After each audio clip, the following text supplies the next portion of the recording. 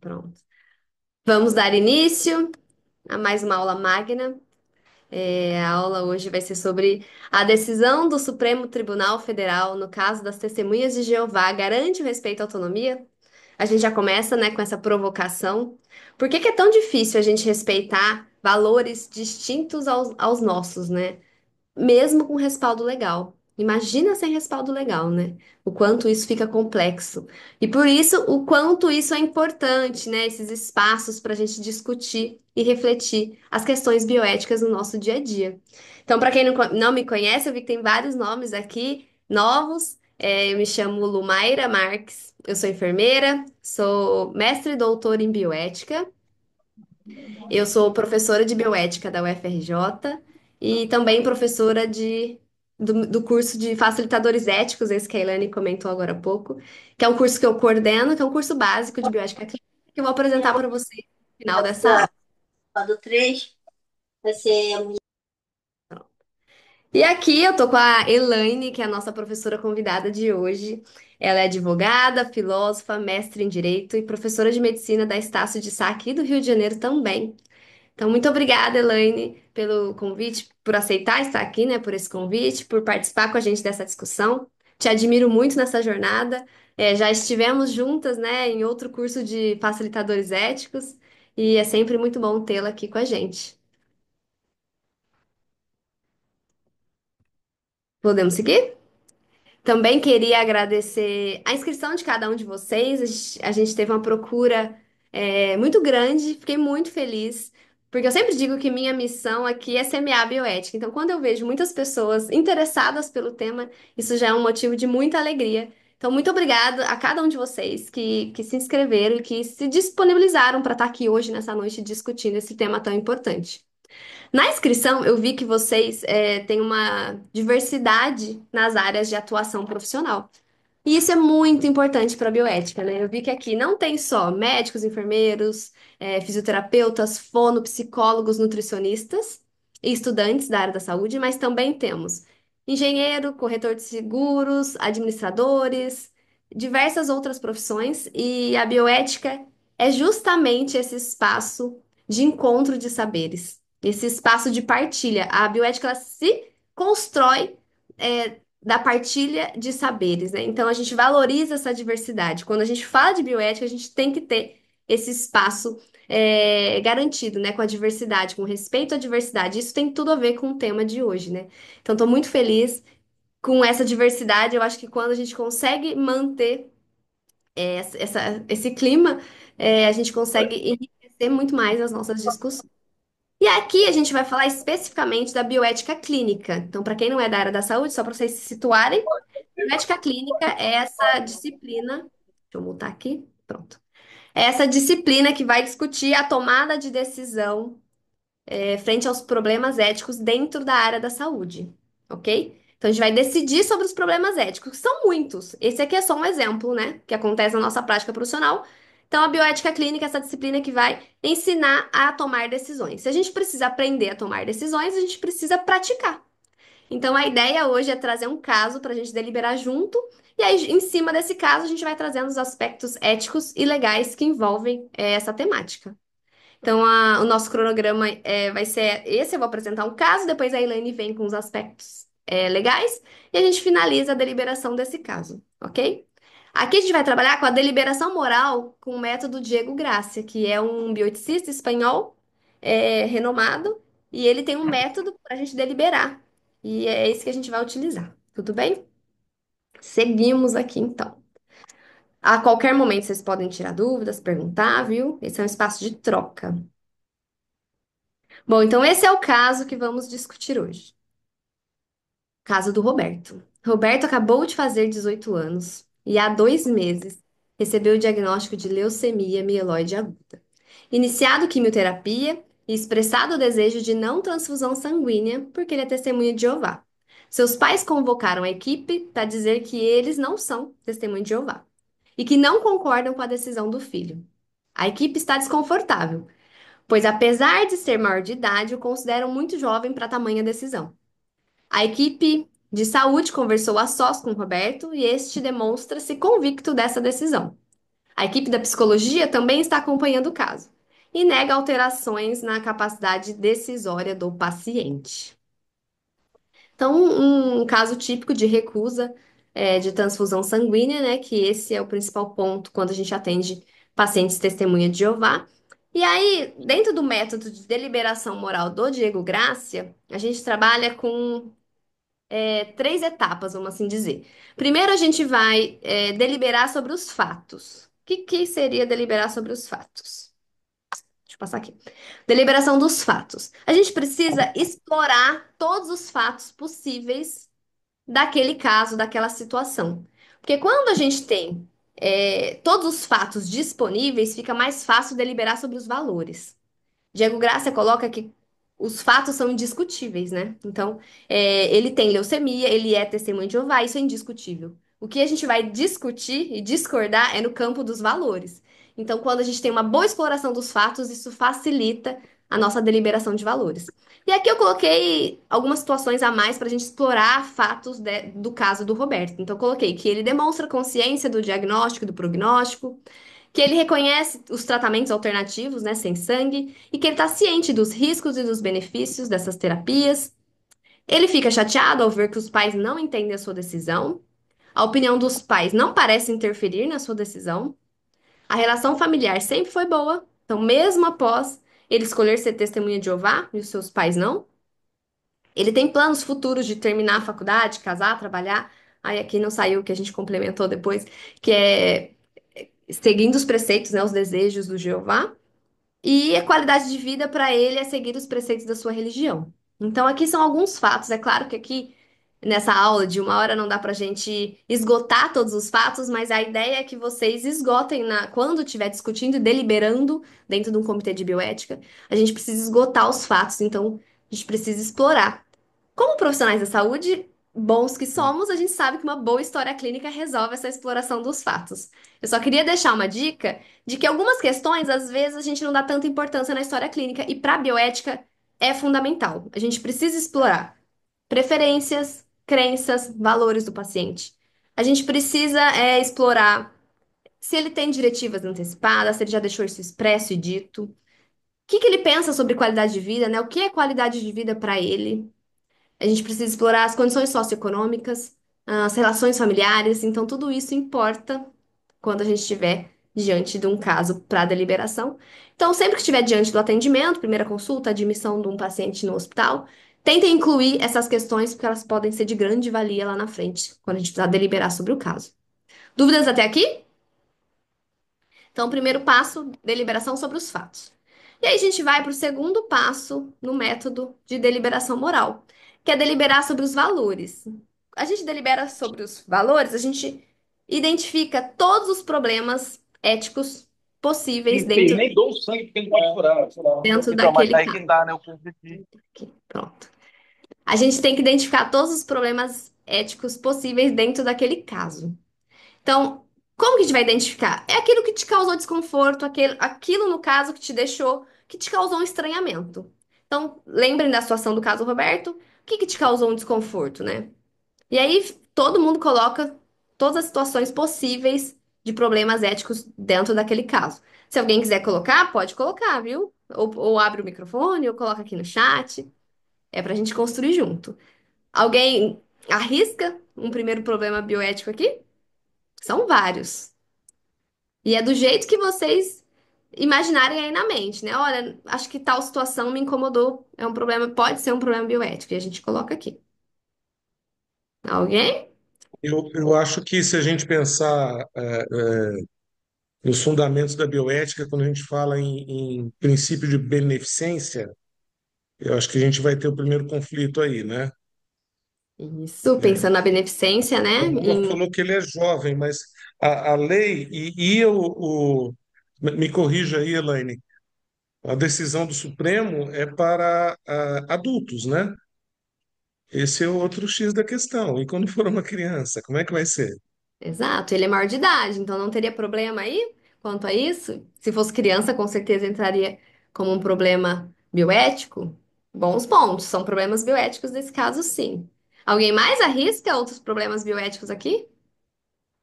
Não, eu vou passando então, e aí vocês podem complementar. Aqui. Coloquei como primeiro ponto que tava ali no caso. Me mutei. Tava ali no caso mesmo esse problema bioético, né? A equipe se colocou desconfortável porque ele acabou de fazer 18 anos. Então, o que o César colocou, se há 6 meses atrás ele tivesse sido internado, talvez essa decisão seria diferente, porque ele é menor de idade, enfim. Então, a equipe ficou desconfortável porque ele tem 18 anos. Será que ele tem autonomia mesmo? Mesmo que legalmente ele é maior de idade?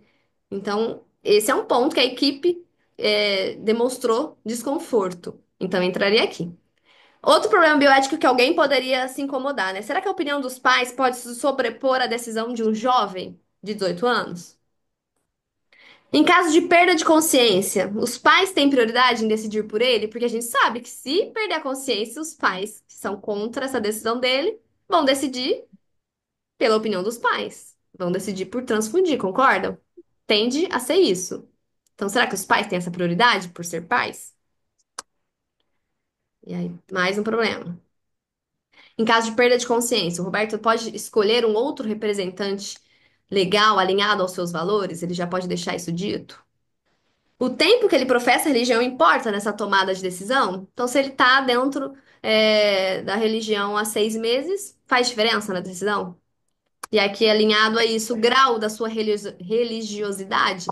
Ele vai, mas não segue os preceitos, se ele não está muito conectado com a religião, isso importa? Será que muda a nossa avaliação frente à tomada de decisão dele? Os profissionais da saúde que são contrários a essa vontade do paciente, eles podem fazer objeção de consciência, que é se recusarem a atender porque isso vai contra os valores dos profissionais? Se ele tivesse 17 anos e 11 meses, quase 18 anos, seu desejo de não transfusão seria aceito? Ele teria o respeito à autonomia? E aí, mais um. Calma que não foi. Agora foi. Se tem respaldo legal para respeitar a autonomia do paciente testemunha de Jeová, que essa é a nossa questão central, né? E a gente vai discutir justamente essa decisão do STF que vai trazer esse respaldo legal, mas eu quero completar essa pergunta, né? Dizer que o respaldo legal garante o respeito à autonomia? Então, vocês viram que são vários problemas bioéticos dentro de um caso. Então, a gente delibera sobre um problema desse. A gente tem que entrar num consenso enquanto equipe, se a gente tiver num comitê de bioética, por exemplo, a gente entra num consenso e escolhe um desses problemas, a gente vai deliberar sobre um desses problemas. E aí, para seguir e dizer mais sobre esse respaldo legal, eu passo a bola para a professora Elaine, que vai trazer as questões legais referentes a essa situação.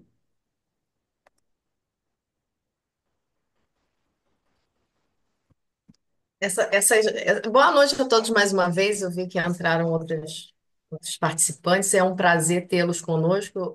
É, é muito interessante porque a bioética é um campo, uma ferramenta muito valiosa para o médico e para todos os profissionais da saúde, porque toda a nossa formação ela é voltada para a técnica, né? Como eu faço, como eu resolvo, principalmente o médico. Quando eu comecei a lecionar para médico, eu realmente tive, né, que me enquadrar na linguagem deles, né? Assim, como que ele enxerga? É uma forma de formação de conhecimento.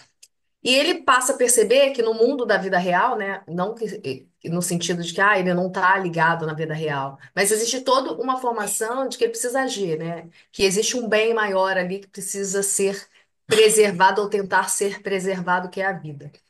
E eu sempre me pergunto, nessa perspectiva filosófica até dessa questão da autonomia, porque eu percebo na minha prática profissional que temos uma espécie de heurística da aversão à autonomia, né? A gente precisa dizer várias vezes, mas você é autônomo mesmo? Mas peraí, isso aí você tá doido, né? Então, esse espaço aqui é um espaço que eu reputo muito necessário para se discutir a ética, né? E a ética ligado à moral que encaixa aí na questão da bioética. E a Lumária me fez o convite, achei formidável essas questões que são colocadas, que é o dia a dia do médico, é o dia a dia do paciente testemunha de Jeová, e há muito tempo eu pesquiso e trabalho com esse tema, é um tema que é muito palpitante E quando a gente fala em ética, ética é construção, então toda vez que se há um enfrentamento do tema, a gente está no campo da ética, porque a ética ela é exatamente essa reconstrução, reconstruir é repertório. E aí a questão jurídica, ela esbarra justamente nesse ponto. O STF recentemente, né, após dois recursos extraordinários, foram suspensos há 8 anos nessa luta, para poder chegar e o direito normalizar a moral. Né? E aí a gente inicia aqui essa breve explicação para responder essas questões, ou ao menos tentar respondê-las, porque a gente não sai daqui com nenhuma resposta absoluta, é construção mesmo, e o espaço é para provocação. Então, a gente inaugura a nossa conversa com a Constituição Federal, que, em breves linhas, para quem não é do direito, a gente vai dizer que é a mãe de todas as leis. Né? Com base nela, a partir da Segunda Guerra Mundial, que a gente passou as atrocidades da Segunda Guerra, a gente percebeu que o homem deve ser enxergado com a sua dignidade. E essa dignidade, ela precisa ser preservada. E a gente abre a nossa Constituição, e no artigo 1º nós temos o princípio da dignidade da pessoa humana. Ele é um princípio irrenunciável, intransmissível, e ele está ligado diretamente aos direitos da nossa personalidade. Aí a gente começa a conversar. É como eu me desenho como eu sou sujeito, né, de si. E a lei, ela normatiza, né, o Código Civil vai dizer quem é capaz. E nós definimos por um critério cronológico biológico. O direito civil diz que os 18 anos é capacidade civil plena. Ao menos que um atestado, né, na verdade, um laudo médico de interdição diga, ó, essa pessoa, embora tenha 18 anos, mas ela não reúne os requisitos necessários para se autogovernar. Então, esse é um primeiro ponto que acho que conversa muito com o que a gente vem deliberando. Mas esse tema em si, ele perpassa um outro direito, um outro valor, que a Constituição, em breves linhas, ela também é uma carta política, né? Ela vai dizer ali como que se organiza o nosso estado, enfim, nosso município, nosso país, mas ela também tem uma carga valorativa em razão de todo esse passado que nós tivemos. E nós nos reconhecemos enquanto pessoas humanas. Aí pode passar o slide, por favor, para ver se a gente acompanha. E aí, nesse ponto, a gente esbarra com os direitos fundamentais. É aqui a grande sacada da arena de conflito, sabe? Olha, mas peraí, o meu valor é melhor que o seu é melhor que o meu, a tua religião não é boa, a minha que é. Então, toda essa arena de disputa, que a gente vai dizer no campo do valor e da moral, nós não temos como dizer qual moral é melhor ou pior, não existe essa hierarquia. Existe um conjunto de moralidade que eu, como sujeito capaz, posso me associar, como é o caso do Testemunho de Jeová.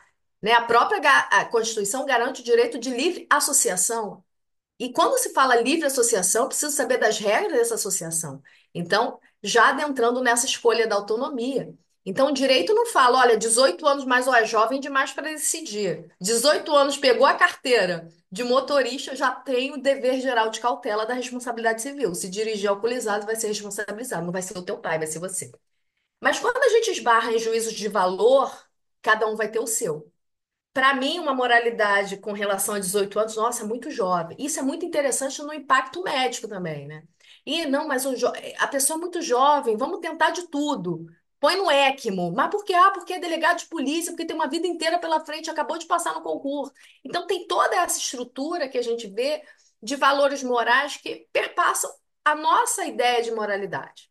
E aqui a Constituição, mais uma vez, sinaliza: olha, nós estamos no campo da dignidade. E aí a gente retoma o princípio kantiano, né? Todo ser humano tem que ser um fim em si mesmo. Ninguém deve ser instrumentalizado. E isso lê-se autodeterminação.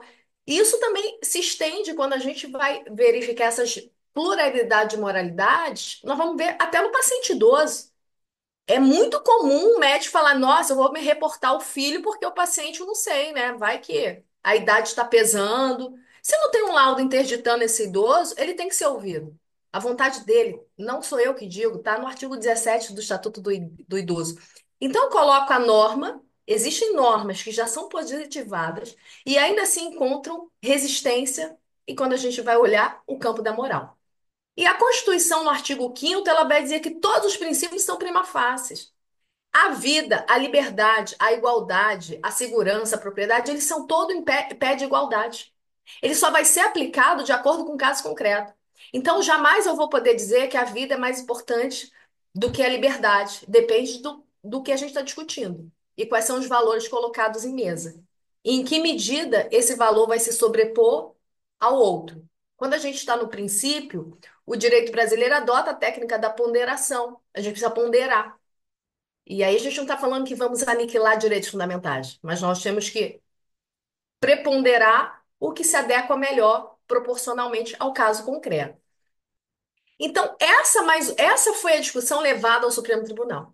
E há uma sinalização desses 8 anos da justiça brasileira entender e cada vez mais prestigiar a autonomia. Tivemos também em 2024, em dezembro, salvo engano, uma decisão de uma paciente, de uma mulher também, parece que era de uma outra religião muçulmana, e queria tirar foto com hábito, né? Enfim, ela não queria tirar o véu dela. E o Detran não quis. Como assim? A gente tem uma regra, tem uma portaria e tem que ser foto 3x4 sem nenhum adereço. E foi julgado, foi com base na violação do direito à liberdade de crença, que ela submeteu isso ao crivo do judiciário, porque agora a gente está falando que existe uma norma, existe um valor e isso está em colisão. Eu preciso que seja preponderado. E aí, nesse caso, houve o prestígio à liberdade religiosa e ela pôde tirar a foto 3x4 com o hábito. Isso é muito interessante para a gente sair daqui pensando que o direito não é absoluto. Toda vez que a gente pensa em direito absoluto, a gente vai ter uma premissa equivocada. Então, partindo desse ponto de que o direito fundamental é um direito voltado à dignidade da pessoa humana e se relaciona exatamente como eu me constituo, como eu me narro enquanto capacidade civil, a gente responde: a capacidade civil do Roberto, ela é preservada, né? Não teve, no caso concreto, nenhum laudo de interdição para dizer que ele não era capaz. Pode passar. Aqui, mais uma vez, eu já tinha falado da dignidade, que é um ponto de partida no que toca à análise, o que eu consigo extrair desses casos e o que muito se aplica é o princípio kantiano, né, de algumas universalidades, no sentido de que entender que o outro merece ser respeitado e merece ser protegido os seus valores, e os seus valores têm o seu valor, têm a sua proteção, indiferente do que eu penso, é um princípio que deve ser norteado para as decisões éticas. E a justiça também, apesar dela ter, a gente tem uma estrutura muito pragmática, né? A gente precisa sim, é muito parecido com a medicina. O direito precisa justificar as razões de decidir. Ele precisa ter minimamente uma base para poder trazer publicidade para a sociedade daquela decisão, porque ele o levou àquela decisão. Então, é muito interessante quando vocês olham a questão da judicialização em todos os aspectos que envolvem saúde, é muito comum nos votos dos relatores eles mencionarem, ó, a OMS diz isso, segundo estudo da literatura médica, então, eles também pautam, é, de alguma forma, as decisões em bases de requisitos, né, de uma certa evidência, para poder trazer como ingrediente da moralidade e tentar ajustar isso ao caso concreto. Pode passar, por favor. E eu gosto, sempre quando eu penso em ética, estudo ética, mais uma vez, eu olho a ética como uma vida, né? A vida como ela acontece, a vida quando a gente chega no momento, esbarra e fala, caramba, e aí, isso aqui como é que eu faço? Células-tronco, clonagem, são temas que sempre são recorrentes. A inteligência artificial, todos esses temas que impactam na nossa vida, a gente está diante de uma questão ética. E a gente pode aprender ética e discutir, e é muito interessante porque isso conversa muito com o núcleo da bioética, porque a bioética precisa de um conselho. O Paul Ricoeur fala, né, uma célula de conselho, porque é difícil decidir sobre questões éticas e morais sozinho. Então, quando você abre esse espaço para diversas moralidades conversarem, é o melhor dos mundos. E ética não é coisa da academia, né? Ética é do dia a dia, do cotidiano. Então, a gente já pode aprender a refletir sobre ética, na verdade, a refletir sobre ética até com a literatura. E eu tive contato muito breve com essas duas obras da literatura e que me fez realmente me perguntar, sabe, algumas questões. como nós, né, temos a condição de julgar a crença do outro e a fé do outro, se não é algo que eu sequer conheço, né? Esse é um ponto. E aí tem esse livro interessantíssimo, que são casos relatados por esse médico, Oliver Sacks, que ele vai falar, né? O homem que confundiu sua mulher com chapéu. E aí eu pergunto, a crença religiosa transcende a ciência, né? A própria espiritualidade passa a compor ali para vários tratamentos. Hoje os médicos já, e alguns já prestam deferência à espiritualidade. E aqui parece que tem um caso, né? De um marinheiro, o Marinheiro Perdido é um conto, né? E aí ele vai narrar, né, que esse paciente, 49 anos, eu acho que eu até anotei aqui, síndrome de Korsakov, né? Korsakov é que perde a amnésia, né? Que perde a memória com a amnésia. Ele não lembra de nada, às vezes ele se olha no espelho, perde a referência temporal e acha que tem 19 anos. Só que o que chamou a atenção nesse médico, e aí ele se questiona, né? Até que ponto a ciência e a medicina dá respostas quando a gente não tem todas as certezas, né, que a medicina é a ciência da probabilidade, de que toda vez que ele ia ao sanatório na capela, ele, ele era ele, né? Como se a memória se recobrasse de todo aquele rito que ele sempre praticou. Então, isso chamou muita atenção desse médico, dizendo que, olha, só que transcendência que se percebe ainda que ele não se narre mais, né? E um outro ponto, e isso é uma provocação para a gente pensar, quando a gente vai dizer que a moralidade, a religião do outro não é algo legal, né? Legal é a minha.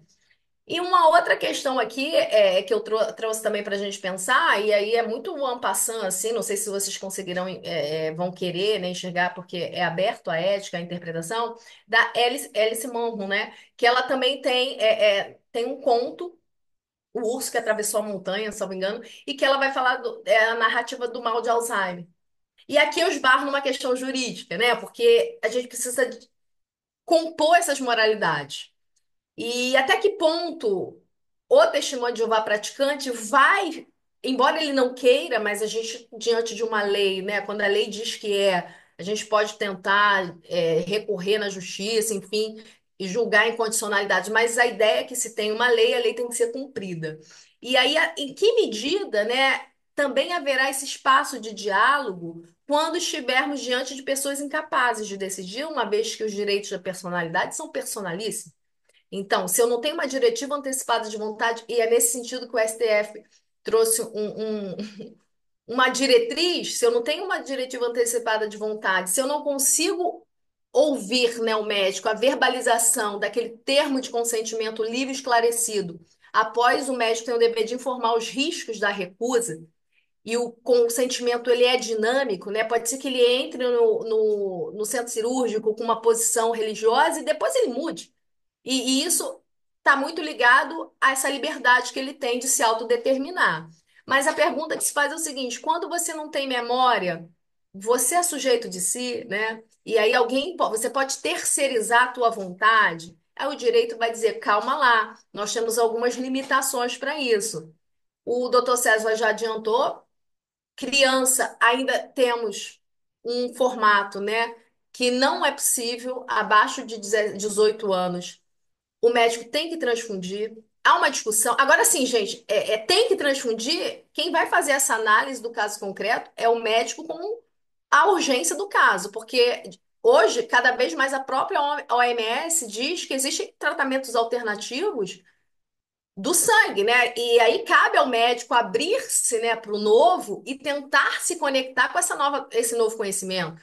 E isso é algo que pode se compor não somente quem é testemunho de Jeová, alguém que começa a ter medo de ter transfusão e pegar algum tipo de infecção, ou o sangue rejeitar no corpo, enfim. Isso tudo é algo que precisa ser conversado. E abre-se um espaço, um caminho para isso. Mas, no primeiro momento, a legislação diz tem que se preservar o melhor interesse da criança ou adolescente. A gente não sabe se a criança ou adolescente lá na frente vai seguir a religião do pai. A gente sabe que a criança ou adolescente está em desenvolvimento. Logo, o direito protege esse espectro ali do arranjo, do seu arranjo psicológico, no sentido de que a criança ou adolescente tem dignidade, tem sim. A criança e adolescente, em alguma medida, ele pode, inclusive, participar do seu tratamento, está sendo muito utilizado em tratamento pediátrico oncológico, mas ele tem assentimento. Ou seja, ele é sujeito de emoções, de direitos, mas ele é limitado, esses direitos são limitados. Ele não tem consentimento, ele não celebra negócio jurídico, né? A gente tem relativamente incapaz 16 anos, abaixo de 16 é absolutamente incapaz. Então é uma outra provocação que eu coloco. Em que medida, né, essa moralidade deve ser conversada ou tentar se adequar com a norma jurídica que você cumpre ou não cumpre. Se não cumprir, tem uma sanção. E se cumprir, é o que se deve, né, caminhar. Pode falar, César. Só um adendo, Elaine. Essa decisão do STF, ela não obriga o médico a realizar tratamento que eles contraindicam ou vão contra as suas convicções éticas, né? Mas eles devem informar o paciente sobre as alternativas disponíveis, como você falou. E assim, hoje, no que a gente prega, no que a gente briga aí por uma medicina segura, é o cuidado centrado na pessoa, né? Não no paciente. Eu acho que é isso que a gente está falando. E eu acho que, assim, eu acho que o grande conflito aí, constitucional, vamos dizer assim, é o direito à vida. E aí, como é que fica, né? Aí que está o dilema, eu acho. Não sei. A gente, quando eu falei do direito constitucional lá nos direitos fundamentais, o ponto de tensão é que o médico tem uma moralidade e ele sempre vai dizer, não, mas eu tenho que proteger a vida, o sangue é o que salva. De outro lado, o paciente testemunho de Jeová, ele passou a vida inteira dele professando uma fé, ele acredita, ele voluntariamente se coloca numa religião, ele se associa a uma moralidade. Então não tem muito sentido, digo, no aspecto filosófico, jurídico e ético, dele ser privado dessa autonomia porque esbarra num conflito moral no direito fundamental à vida, que o médico também, na sua moralidade, a gente aqui não vai falar quem está certo ou o que está errado. É justamente esse conflito ético que se coloca porque existem dois valores de peso. De um lado, o médico estudou, até porque se entrar em estado de urgência e emergência, o médico não agir e não tiver diretiva, o médico é obrigado a fazer. Ele não pode, foi o que eu falei aqui da dignidade terceirizada. Ele não pode consultar, de repente, um familiar, porque são direitos existenciais. Ou o médico sabe que ele é testemunha por ele, testemunha de Jeová, ou não tem como ouvir dizer ou colher, embora com todo o respeito que se tenha a narrativa da família, se ele não tem uma procuração que legitime ele falar por ele, né, que a gente fala procurador de saúde enquanto ele é capaz, enquanto ele tiver, né, interditado de falar por si, ou se ele estiver no estado de urgência e emergência, a lei ainda diz assim: olha, médico, você está no exercício regular de um direito, prestigie a vida. Aqui a gente está trazendo um enfoque da decisão que foi nessa direção. E aí você tocou na criança, né? Ah, transfunde sempre. A regra é transfundir sempre criança e adolescente, mas com a conversa, né, o caso clínico, ouvindo o paciente, ouvindo o representante legal, que são os pais, pode-se perceber que, olha, dá tempo da gente transferir essa criança para um hospital que faça esse tratamento alternativo sem risco, porque se tiver risco de vida para a criança na transferência para tentar esse tratamento, daí você tem que transfundir. Então a ideia aqui é um espaço realmente dialógico para tentar compor essas moralidades. E o direito está dando uma chancela. Olha, até aqui a gente está respaldando. Pode passar, por favor. Eu, César, eu acho que essa discussão vai ficar para o final, né? Porque agora que vai ser a coisa boa.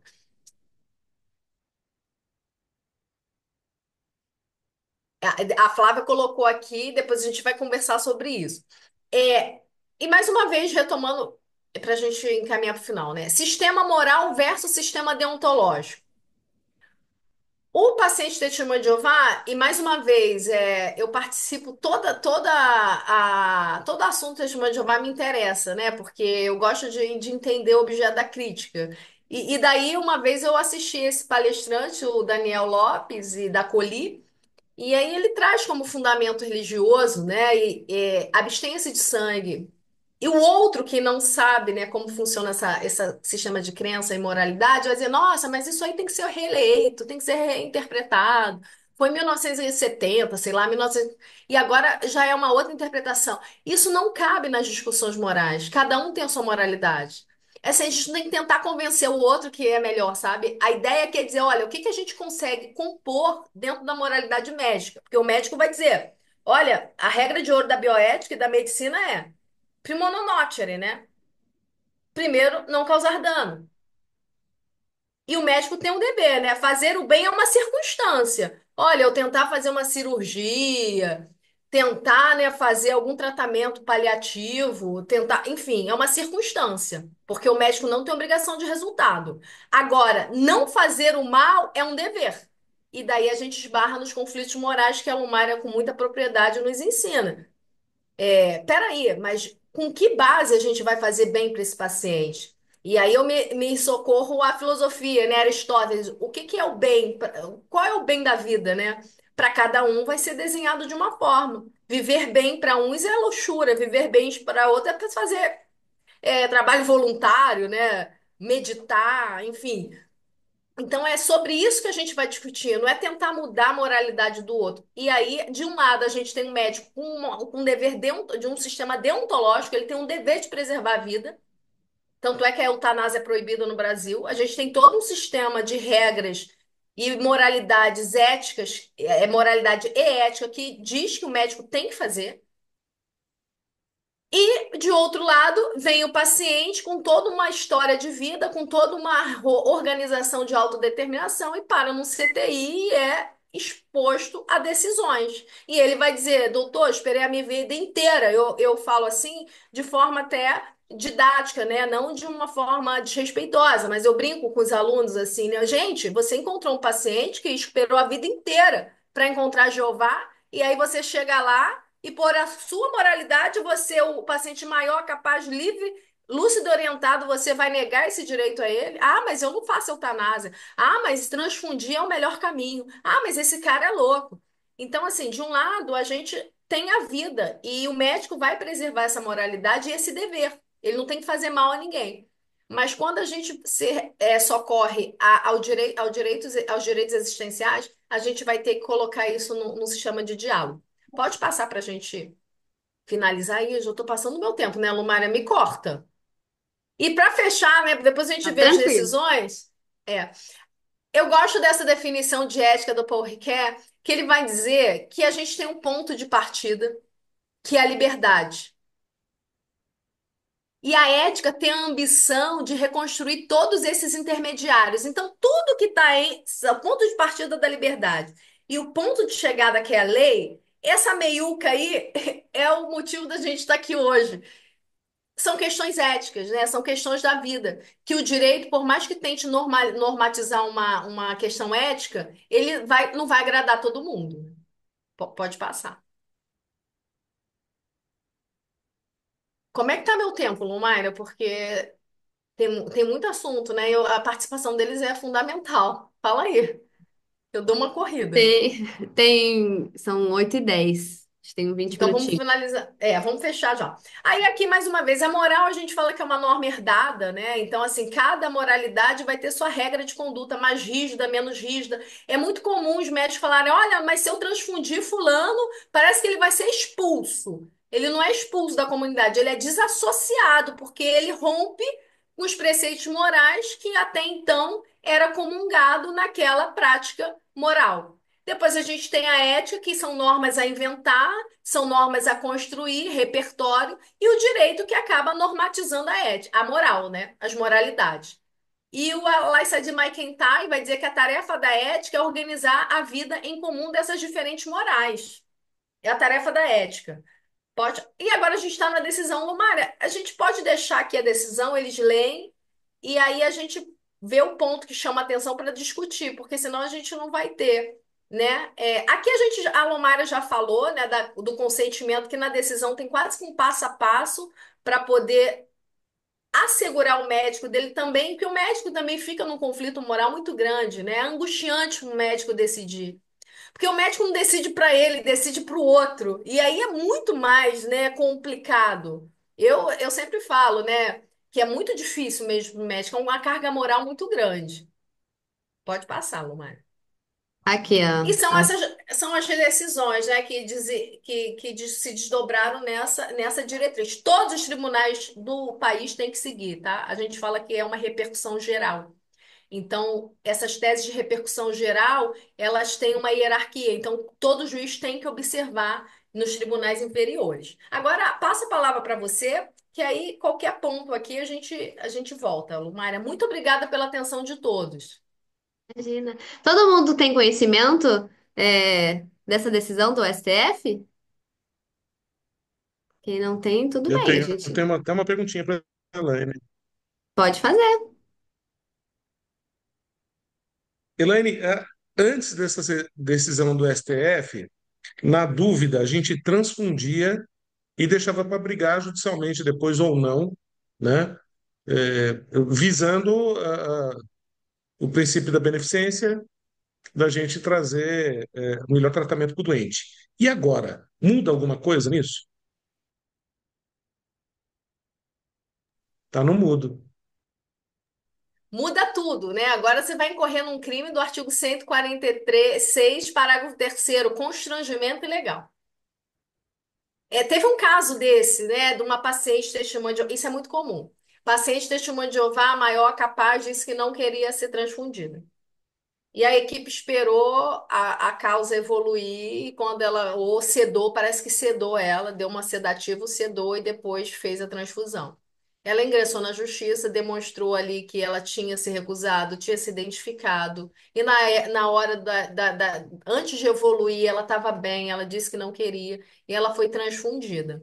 E aí você também pode repercussão no direito civil, né? Que a gente viola os direitos da personalidade, então incorre em dano moral que é uma compensação, e a justiça aplica no caráter pedagógico punitivo.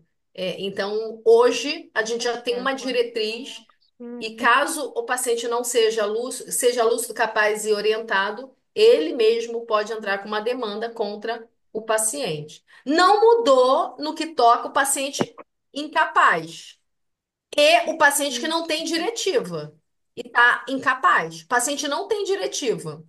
O médico explicou, não pode terceirizar para a família direitos existenciais. Tem que haver uma manifestação dessa vontade preliminarmente, porque aí o médico vai ser um critério médico. A urgência e a emergência vai ser uma deliberação médica. Isso. Mais alguma Obrigado, pergunta? obrigado. Boa Eu queria noite. perguntar. Oi, Quem, Vou esperar, depois eu falo. quem que é que tá falando? É que eu não tô oi, vendo eu a queria É a pessoa. perguntar. Fátima. Ah, Fátima e Alice? Alice, oi, eu posso perguntar? Eu não vi quem levantou a mão É, primeiro. Pode ô, falar, Alice. já. Eu queria só perguntar, eu não posso acessar os valores e a religião do paciente pela família? Por exemplo, às vezes é muito comum o paciente, a família trazer esses valores, seja do testemunho de Jeová ou seja por alguma outra doença, enfim. Não seria certo eu pegar essa questão? Você tá dizendo quando ele já estiver incapaz, Incapaz. inconsciente? Um paciente incapaz? Isso. Ele tá num choque hemorrágico. Ele tá sangrando, sangramento arterial Num- ativo. Numa Não situação vai de existir tratamento emergência, alternativo. na Mas aí emergência. a família me traz, ele é testemunho de Jeová, mas eu não tenho nenhum documento ali naquela hora, e é uma hora de ouro, né? É uma É, hora de um- é, ouro. um- é uma hora de ouro. Não dá É. tempo de buscar o documento em casa, mas a família conta, todo mundo conta. Não, não teria como eu acreditar nisso? É Alice, é doutora Alice, é médica? Sou É. médica, é isso. Vamos lá. A gente fala da questão da moralidade em relação à proteção à vida, né? Mas a gente também entende, eu que trabalho no direito médico, defendo o médico, que o médico atua com medo, né? A discussão que se tem é o seguinte: olha, se o paciente morrer, quem me processa é a família. Então, em linhas gerais, é isso. E o médico acaba seguindo um caminho contrário aos ditames do que está na lei, porque ele tem medo e acaba sendo sugestionado. Então, eu sempre digo, né, que o médico precisa entender mais ou menos ali o que compõe a interface com o direito. Você me disse um dado preciosíssimo que tem que estar no prontuário, né? É a hora de ouro, né? Aquele time que eu não posso perder. Se chegou nesse caso, hemorragia, tá chocando, você vai desagradar a família, mas foi aquilo que eu falei da Alice Munro, né? As narrativas de terceiro nos direitos existenciais, até então para o ordenamento jurídico, ele não vai se sustentar quando tivermos diante de urgência e emergência. Aí você vai dizer, olha, mas isso tem que ser objetivo. O que eu vejo não dá para criar narrativa, porque a perícia sente cheiro, né? Eu brinco, ó, deixa cheiro, deixa rastro. Não dá para criar situação de urgência com uma unha encravada, né? Não, para. A perícia vai dizer, não. A literatura médica diz que você tinha tempo de sobra para a família, inclusive, pegar lá a diretiva. O que a gente trabalha é com tempo e fator objetivo. Quem vai dizer que é urgência e emergência é a doutora Alice. Se é urgente e emergente, não tem diretiva, você não conseguiu colher, isso é um outro ponto. A diretiva antecipada é uma resolução que, antes da doutrina falar, já o CFM se antecipou em 95, salvo engano, e que diz que o médico pode anotar no prontuário a diretiva colhida do paciente. Só que a gente não dá autonomia ao paciente. Não há essa cultura da autonomia. Então, não há esse espaço deliberativo quando eu tenho condição, por exemplo, de receber um diagnóstico de ELA, né, a doença esclerose lateral amiotrófica. O neurologista sabe qual é o fim e o curso da doença. Só que ele não fala, né? Não tenta criar um momento oportuno para debater isso e saber do paciente o que ele quer que faça daqui para frente. Então, isso é algo que a Lumaira, né, trabalha. Eu trabalho também no direito médico da gente tentar criar esses espaços de diálogo, né? Porque o direito está o tempo inteiro mostrando isso pra gente. Perfeito. E outra pergunta, só para complementar, mas vamos supor que ele tem o documento, que é muito comum os testemunhos de Jeová terem esse documento, mas ele já chegou para mim incapaz. E ele chegou numa situação de urgência e emergência, ele chegou incapaz, mas ele chegou com esse documento. Eu entendo que essa decisão do STF me autoriza a respeitar a vontade dele, mesmo numa situação de risco iminente à vida.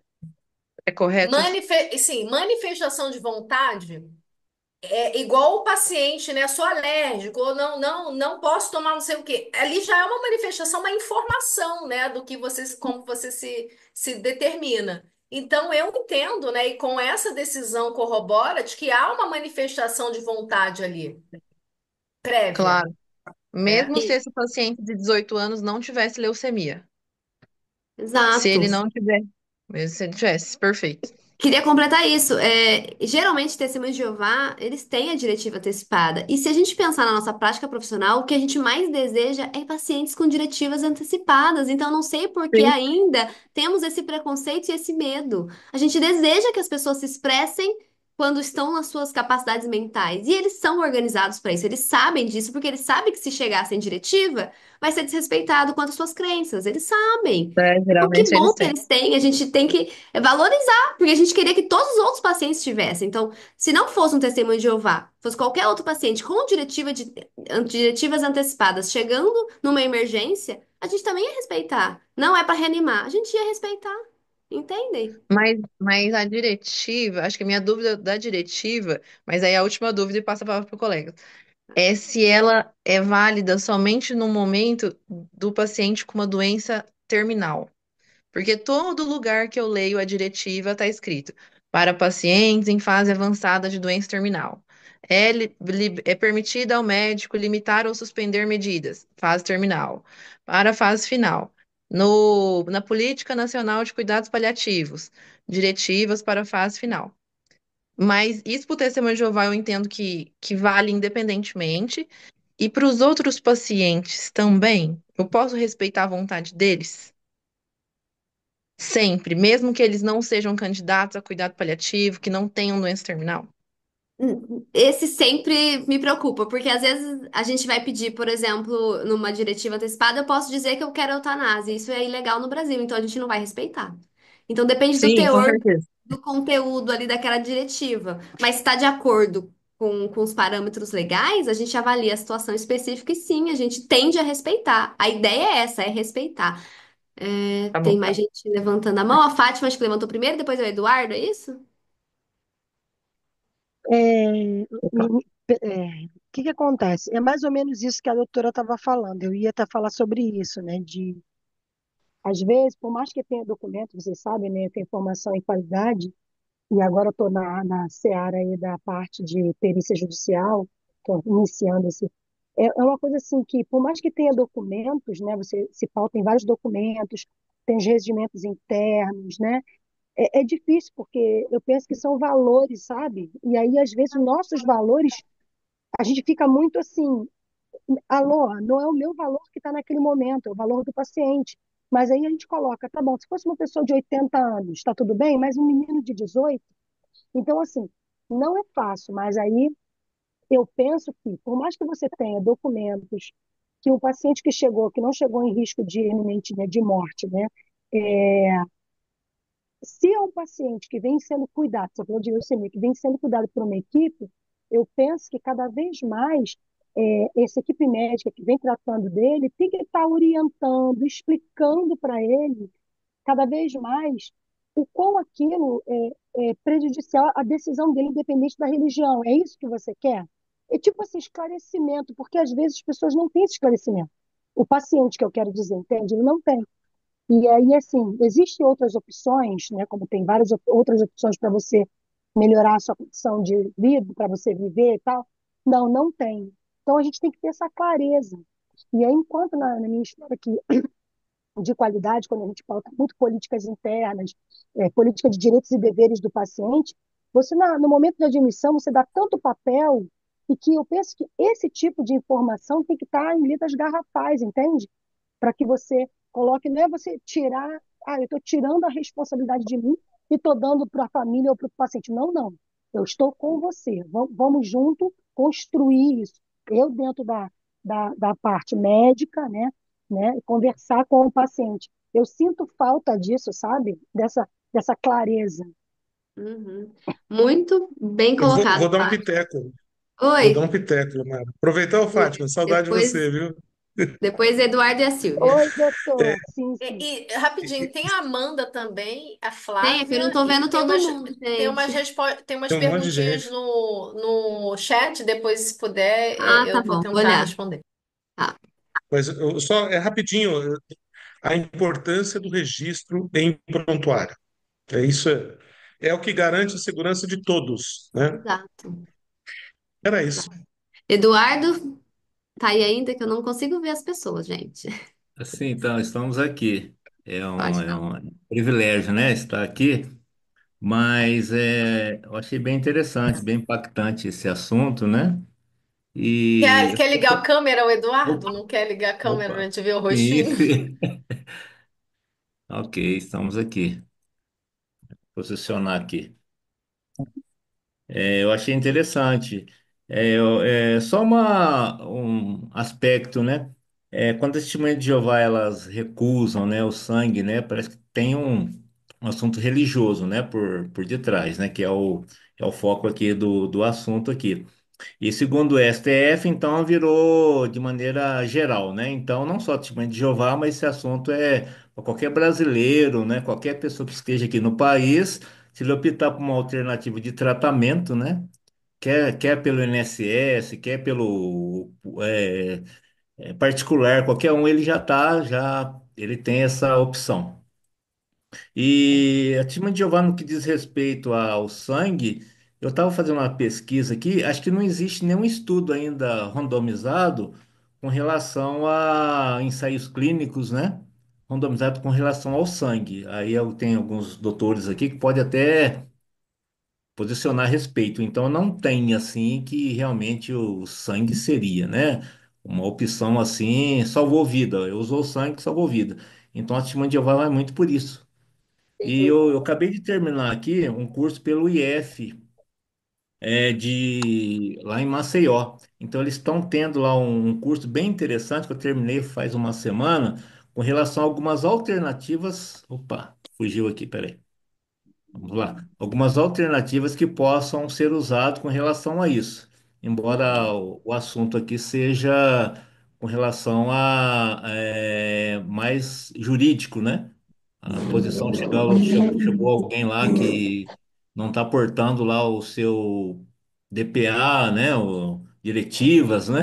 Alguma coisa assim, e aí o médico chega naquela situação. Aí depois que ele fez todo o procedimento, aí eu operei, eu fiz aqui, usei sangue, fui uma testemunha de Jeová, e agora? Agora vou ser processado, né? Agora eu vou entrar. Então parece que não é bem assim, não, pelo que eu entendi aqui, né? Mas está muito produtivo, viu? Mas que eu consegui observar aqui, a preocupação agora, o Brasil como um todo, né, com relação a isso, eu achei muito interessante, muito bom participar aqui dessa palestra aí, né, com muitos aqui, ó, Obrigada. algumas autoridades, né, com relação a isso. Eu apreciei muito, viu? Muito obrigado Obrigada, pela Eduardo. oportunidade de participar. E é importante ressaltar isso que você disse, que não é só para testemunho de Jeová, a recusa de sangue é para qualquer brasileiro. Então, o SUS Isso. disponibiliza terapias alternativas. E a gente sabe que a transfusão de sangue tem muitas complicações, né? A gente, claro que ela é um tratamento padrão, em muitos casos, mas ela não é isenta de complicações, né? De malefícios.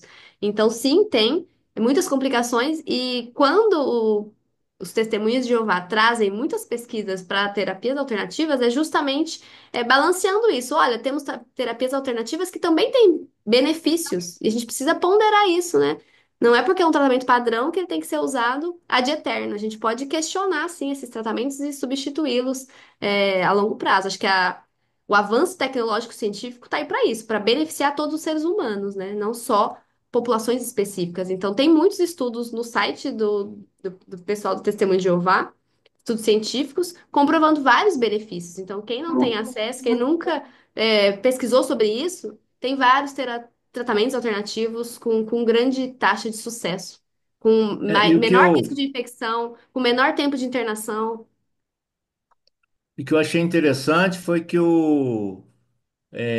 essa é uma determinação da OMS, né? Que tem lá ela quer que todos os países membros atuem, né, nesse aspecto, né?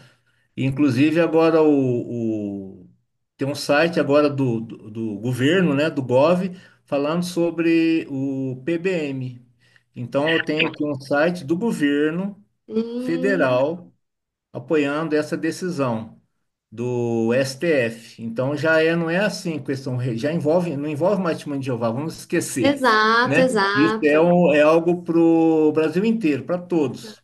Para todo Aqui mundo se está no Gov beneficiar. aqui, Lumaira, muito bom, vou Oi, colocar Eduardo, as suas no colocações. site aqui, Temos mais, no mais chat. perguntas. Eu só gostaria de tá. fazer uma colocação.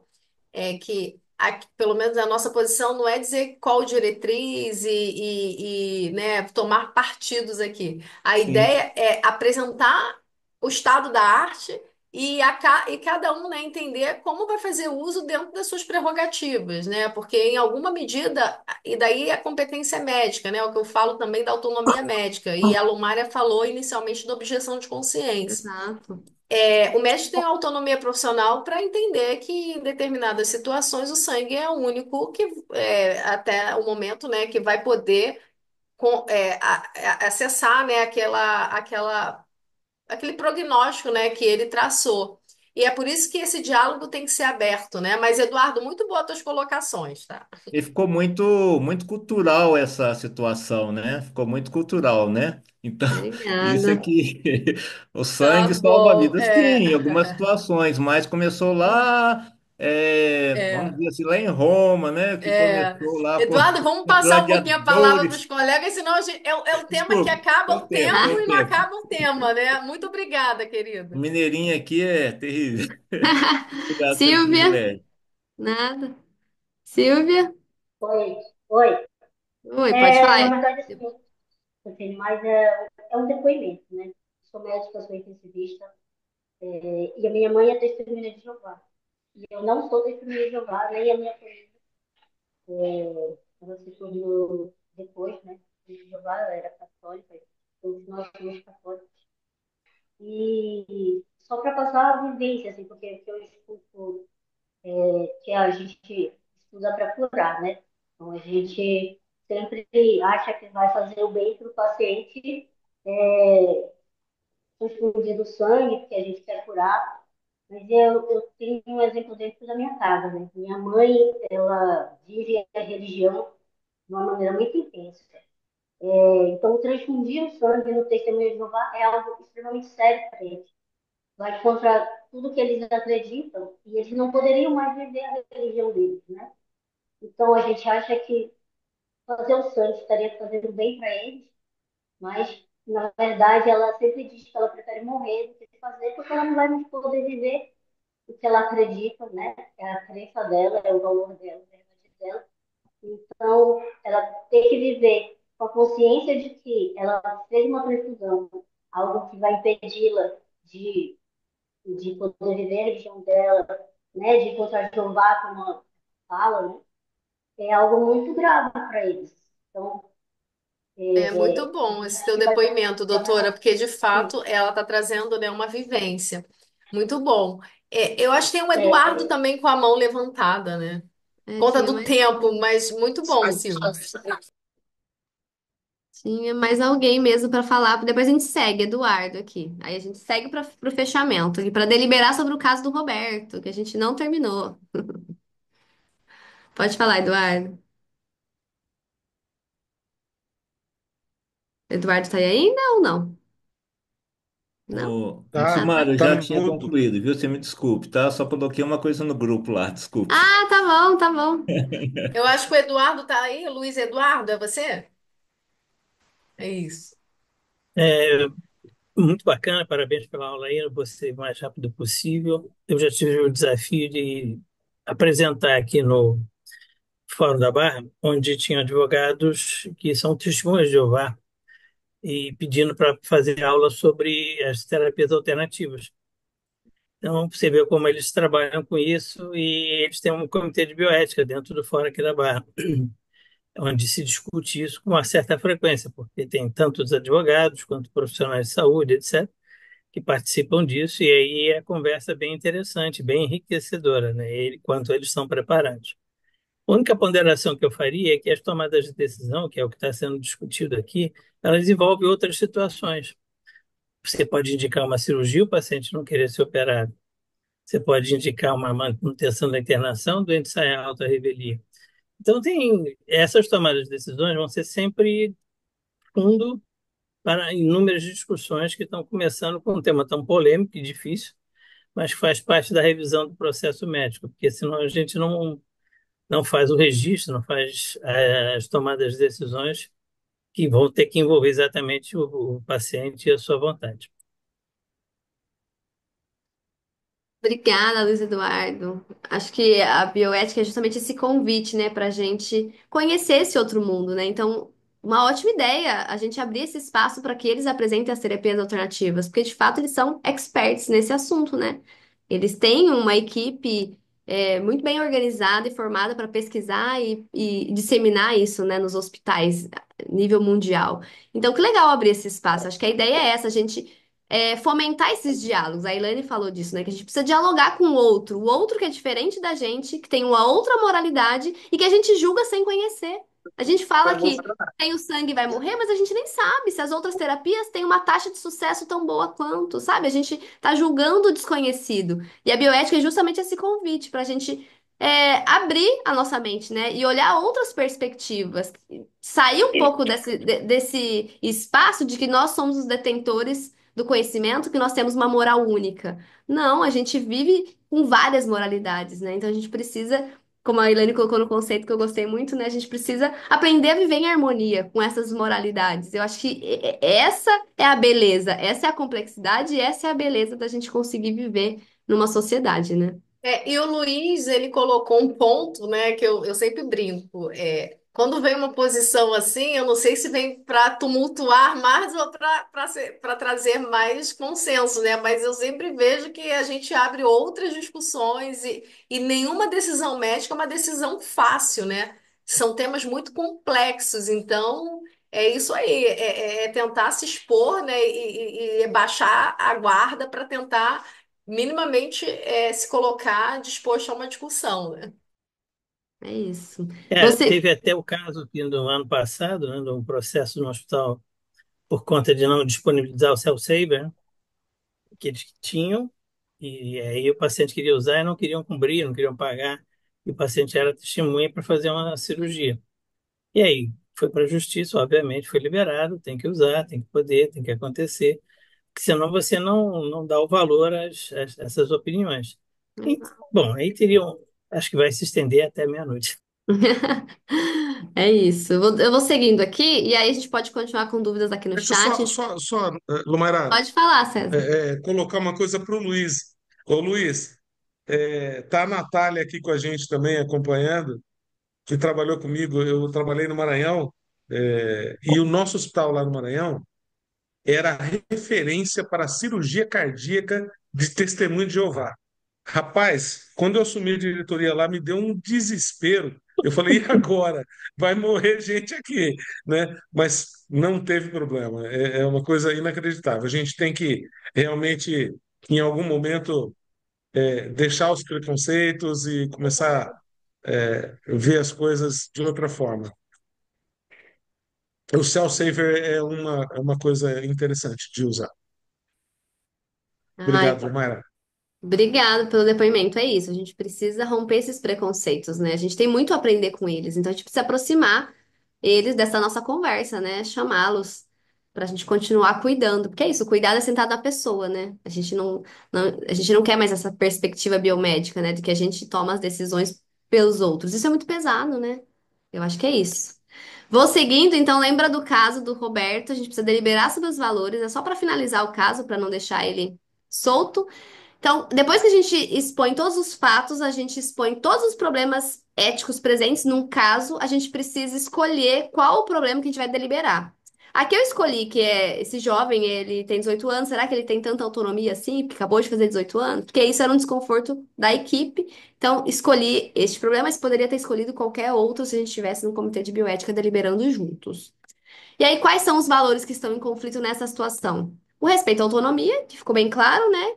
E eu coloquei aqui a beneficência, que é essa nossa obrigação moral de agir em benefício do outro. Só que o problema da beneficência é que ela anda lado a lado com o paternalismo, né? Eu quero tanto fazer o bem que eu levo todos os meus valores e cuido com os meus valores. E é aí que a gente cai no erro. A beneficência, ela precisa respeitar a autonomia. Se eu quero o bem do outro, a gente parte do princípio que a autonomia está incluso nesse bem, porque o bem para o outro. Então, eu preciso respeitar aquela autonomia. Então, a gente precisa tomar cuidado na hora de equilibrar os pratos, né? A gente, dentro da deliberação moral, a gente tenta não olhar os valores como dilemas, né? Como opostos extremos. Então, ou eu respeito a autonomia, ou eu respeito a beneficência. A gente tenta equilibrar o máximo que eu posso dos dois valores, porque os dois são importantes, né? Não tem hierarquia entre os valores. Assim como a Elaine trouxe direito à vida e direito à liberdade, não tem hierarquia. Então, a gente precisa preservar. Matou minha pergunta. Matou minha pergunta no início. Aí, pronto. A gente precisa preservar. E aí, dentro do método Diego Graça, ele coloca pra gente colocar os extremos, então não respeitar a autonomia e transfundir, e respeitar a autonomia e não transfundir. Fugir desses extremos, porque no meio do caminho tem tanta coisa boa que pode ser feita e dialogada, e discutida e compartilhada, que a gente precisa sentar, né, em equipe, com a família, com o paciente, e deliberar juntos. Então, coloquei aqui cursos possíveis intermediários, mas isso é construído junto com a equipe, junto com o paciente. E é isso, deixa a criatividade fluir. Aqui pode entrar inúmeras situações, né? Então, convocar a COLI, quem não conhece essa comissão, né, de ligação dos hospitais, dos testemunhos de Jeová, então eles sempre têm. É uma comissão que pode ali esclarecer dúvidas, né, sobre os tratamentos alternativos, pode conversar com a família, fazer uma reunião de equipe para alinhar os cuidados em saúde, porque às vezes nem a equipe está se acertando e se entendendo. Convocar outros profissionais, porque a gente pode sim ter profissionais que façam objeção de consciência. Então, já pensar nessa carta na manga se eu tenho esse outro profissional, porque o problema é se eu não tenho, né? Se eu tenho, ok, é um curso intermediário a se seguir. Fazer conferência familiar para alinhar os cuidados em saúde, oferecer apoio psicológico para os pais, claro que eles estão em sofrimento, é claro, né? Então a gente precisa acolher também essa dor e não relativizar, né? Como ele é maior de idade, ele tem autonomia e a decisão é dele, ponto final. É lógico, os pais estão em sofrimento. Então a gente precisa acolher. Verificar a disponibilidade do acesso a essas terapias. Então, se tem naquele hospital, se não tem, se tem na cidade, se é em outra cidade. Então, se esse recurso está disponível, né? Conferir se o paciente porta o documento de diretivas. Então, coloquei conferir, porque geralmente eles têm, né? Como eu disse, testemunho de Jeová são muito organizados quanto a isso. Então, só conferir se está portando esse documento, que já vai estar escrito, dito, que eles não aceitam a transfusão. E aí você pode pensar em casos alternativos, como pactuar, se em situação de emergência, pode ser feita transfusão ou não. Então, é um curso intermediário. Né? Então, vamos conversar sós com o Roberto? Olha, se entrar numa situação de emergência, a gente pode transfundir, não pode? A gente pode tentar sem a transfusão de sangue. Se a gente vê que não tem um sucesso esperado, a gente pode ir para a transfusão de sangue, reavaliar esse plano. Cursos intermediários, né? Tudo que é possível de discutir. E aí a gente vai escolher o curso ótimo, dentro dessas inúmeras opções, escolher o curso ótimo. E é assim que a gente delibera, dentro, do método Diego Gracia. Aqui é só um exemplo, né? Mas é para que vocês tenham uma noção de que é possível discutir esses problemas complexos da bioética no nosso dia a dia, né? Desde que a gente sente, delibere com muito diálogo, muito respeito, muita humildade, né? Para entender essas diversas perspectivas. E aí, acho que as considerações finais, eu não vou nem me alongar muito, porque a gente já falou muita coisa interessante. Queria só reforçar que a bioética é esse encontro de saberes, então é o respeito às diferenças, é a nossa premissa básica. Então, ouvir o outro diferente da gente, é muito importante e necessário. Quando a gente tem um comitê de bioética formado, a gente precisa dessa diversidade, né, de saberes. Então, não só uma equipe médica, de enfermeiro, nutricionista. Então, tentar convocar o máximo de profissionais daquela instituição de saúde interessados. Então, pensar mesmo no recepcionista, pensar no capelão, pensar no advogado, pensar em outras áreas que possam abrir ali a nossa lente, né? Sair desse mundo da saúde, né, que a gente está acostumado a ver. Então, trazer pessoas de fora mesmo para enriquecer esse diálogo. Quer colocar mais alguma coisa nas considerações finais, Elaine? Tá Tá muda. no mudo.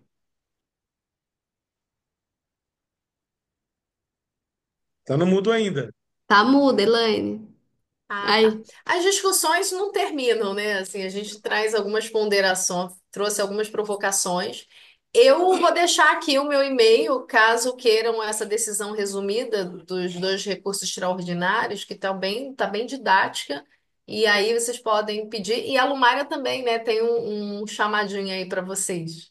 Tá bom? Muito obrigada pela participação de todos, né? Porque sem vocês a gente não consegue construir nenhum dilema ético e moral, e os médicos também estão na linha de frente, né? Assim, estão no front, na trincheira, então assim é muito bacana ouvi-los. E também ouvir os pacientes com as suas demandas. Muito obrigada, Lomária, parabéns. Você, como sempre, brilhante. Ah, obrigada. Só queria deixar o convite, né, pra gente trabalhar juntos, então, mais segurança na tomada de decisão, porque eu tenho um curso básico de bioética clínica, né, para ser um facilitador ético, que a gente vai trabalhar justamente a deliberação, né? Então, tomar decisões prudentes e responsáveis, trabalhando com esse método Diego Gracia. E estamos com inscrições abertas, temos ex-participantes aqui, então, César, a Fátima, a Márcia estava aqui também, participaram, já fizeram esse curso com a gente.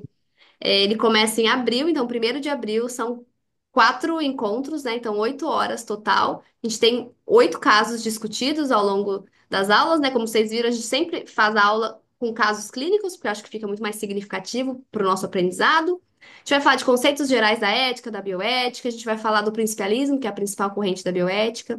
A gente vai trazer mais estruturado, né, esse método de deliberação moral. E a gente vai discutir muitos casos. Então, a ideia é essa, inscrições abertas, quem tiver interesse. As aulas são ao vivo e virtual, mas também ficam gravadas numa plataforma chamada Hotmart. Tem aula bônus, fica até o convite para a Elaine, quiser participar, a gente pode pensar num tema que vocês sugerirem, a gente grava uma aula bônus então em conjunto. O professor Marcelo Godoy, para quem não conhece, é um bioeticista com vasta experiência aqui no Rio de Janeiro, mais de 20 anos trabalhando em comitê de bioética. Ele também participa das aulas. Tem material de referência, a gente tem um grupo no WhatsApp, tem certificado e tá saindo por 550. Quem quiser se interessar, aqui tá o QR Code. Também vou mandar no e-mail de vocês todas as informações. E é isso, obrigada, que também tem meu e-mail, meu Instagram e da Elaine, que a gente também coloca coisas da bioética por lá. E é isso, queria agradecer a presença de vocês. Achei também muito rica a nossa discussão. E é isso, muito obrigada. Acho que o Eduardo está com a mão levantada para a gente Pode finalizar. falar, Eduardo. Eu trabalho com Comitê de Bioética e na linha do professor Diego Graça com o professor Josimário, lá do Recife. A gente tem a comunidade, já trabalha nisso desde 2018, 2019, mais ou menos. Eu só queria convidar vocês para o Congresso de Bioética Clínica que vai ter agora aqui no Rio de Janeiro, em julho.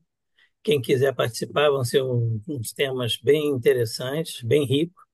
E aí, vou depois botar aí no chat, o convite do Congresso.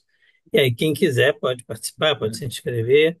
E lá vão se discutir várias coisas bem cabeludas.